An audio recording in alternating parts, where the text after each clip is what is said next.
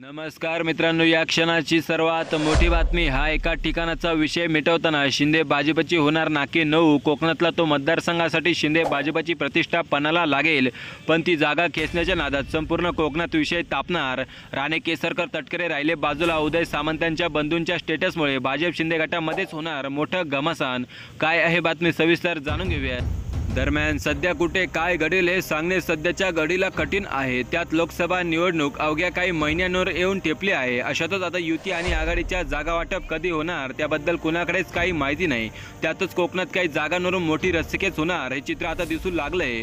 कोकणातील एका मतदारसंघावर भाजपचा किती वर्षांपासून डोळा आहे आणि त्यासाठी रत्नागिरी आणि सिंधुदुर्गमध्ये भाजपचे रवींद्र चव्हाण यांना फडणवीस मैदानात उतरवणार आहे। त्यामुळे शिवसेना शिंदे गटात मोठी नाराजी झाल्याचे दिसून येत आहे।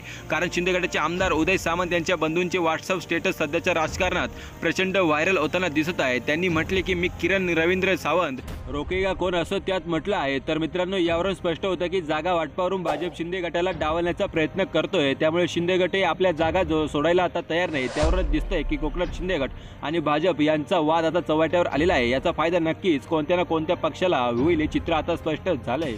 तर मित्रांनो, उद्योग मंत्री उदय सामंत यांचे बंधूंनी ठेवलेला स्टेटस कोण रोकेगा यावरून तुम्हाला काय वाटतं की भाजप मागे हटेल की नाही, याबद्दल तुमचे अनमोल मत नक्की कमेंट बॉक्समध्ये व्यक्त करा। तुर्तास धन्यवाद। जय महाराष्ट्र।